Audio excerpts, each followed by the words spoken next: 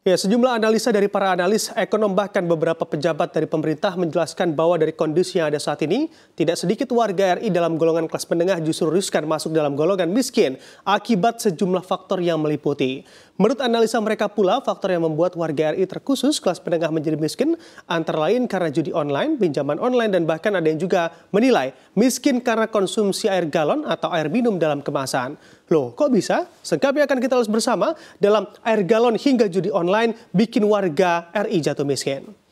Di sini kita amati juga begitu ya, dalam beberapa waktu terakhir kebutuhan akan air galon di Indonesia menjadi sorotan utama terutama dalam konteks dampaknya terhadap ekonomi kelas menengah. Bahkan mantan Menteri Keuangan RI Bambang Brojonegoro juga menilai kebiasaan masyarakat Indonesia yang bergantung pada air kemasan seperti air galon secara tidak sadar juga telah menggerus pendapatan rumah tangga khususnya di kelas atau di kalangan kelas menengah. Hal ini juga bisa dilihat atau terpantau dari pernyataan beliau yang sempat terlontar berkata bahwa selama ini secara tidak sadar itu sudah menggerus income kita secara lumayan dengan style kita yang mengandalkan semua kepada air galon, air botol, dan segala macamnya. Dari sini pula pihaknya pun menekankan bahwa kebiasaan mengkonsumsi air minum dalam kemasan ternyata tidak terjadi di semua negara. Misalnya saja di negara maju, ternyata warga kelas menengah di sana lebih terbiasa mengkonsumsi air minum yang disediakan oleh pemerintah di tempat-tempat umum atau public space. Dengan adanya fasilitas air minum massal yang disediakan negara, masyarakat negara maju tidak perlu lagi mengeluarkan kocek ataupun uang untuk membeli air minum dalam kemasan yang menggerus uang pendapatan mereka. Lalu ada apa lagi faktor yang mendorong masyarakat justru lebih hobi mengkonsumsi air minum dalam kemasan saat ini? Kita lihat di slide selanjutnya.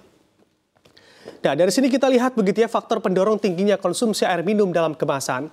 Dari sejumlah peneliti ataupun hasil riset dari sejumlah peneliti yang fokus terhadap fenomena yang terjadi saat ini terkait penggunaan air minum dalam kemasan, didapatkan sebuah hasil yang merujuk pada kesimpulan bahwa faktor utama yang mendorong tingginya konsumsi air minum dalam kemasan di sejumlah wilayah Indonesia adalah akses yang mudah untuk mendapatkan air minum dalam kemasan dan makin tingginya kesadaran masyarakat akan pentingnya air bersih di tengah pertumbuhan urbanisasi yang pesat. Apalagi kebiasaan masyarakat kita dalam memasak air untuk minum nampaknya juga makin kesini makin luntur. Karena memang masyarakat lebih terbiasa membeli air galon atau membeli air kemasan yang mudah didapat ketimbang harus memasak air untuk kebutuhan minum sehari-hari.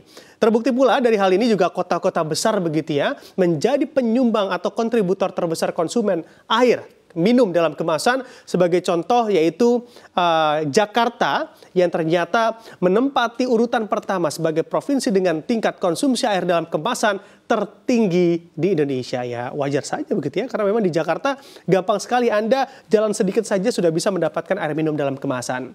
Lalu upaya apa yang bisa dilakukan oleh pemerintah terkait fenomena ini? Kita lihat di slide selanjutnya. Nah, di sini sebetulnya pemerintah sudah melakukan upaya untuk merubah kebiasaan warga RI dalam mengkonsumsi air minum dalam kemasan. Seperti halnya yang dilakukan oleh pemerintah di IKN, di mana air keran di wilayah IKN dikabarkan sudah bisa langsung diminum oleh warga. Karena memang pemerintah membangun fasilitas reservoir dan juga instalasi air minum di IKN yang membuat seluruh warga RI di IKN bisa langsung mengkonsumsi air keran untuk diminum tanpa harus membeli air kemasan dalam memenuhi kebutuhan air minum sehari-harinya.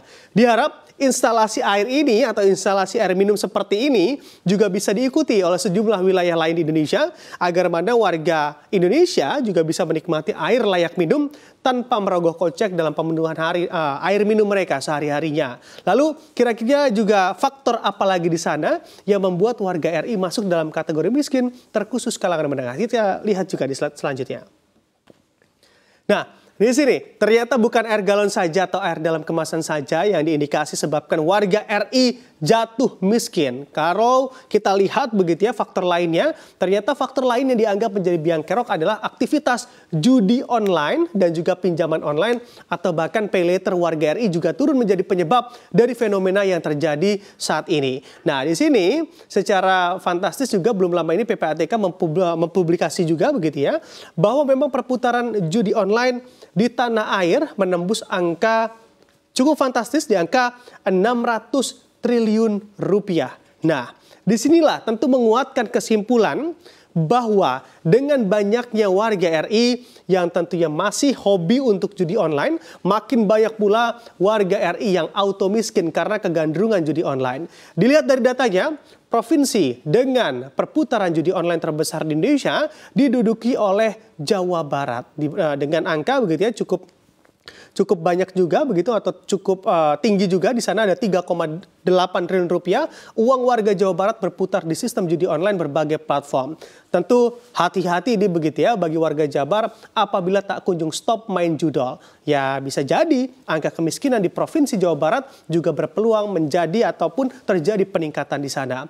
Apalagi sudah secara jelas juga secara teori pun judol mampu menyebabkan kerugian finansial. Ditambah lagi bagi warga yang tidak bisa mengontrol diri terkait kebiasaan bermain judi online, ini sudah pasti resiko fatal menanti Anda di depan. Seperti halnya modal sudah habis untuk deposit judol begitu ya. Pinjaman online atau pinjol lah biasanya menjadi jalan ninja bagi para pehobi pinjol atau maksud kami para pehobi judol atau judi online ini. Alhasil makin kemari makin banyak pula warga RI yang terjerat dari pinjaman atau pinjol, dan salah satunya menurut OJK disebabkan oleh aktivitas judi online yang kini juga merebak di warga Indonesia saat ini. Lalu hal apa yang terjadi andai makin banyak warga RI yang terbelit masalah seperti ini? Kita lihat di slide selanjutnya.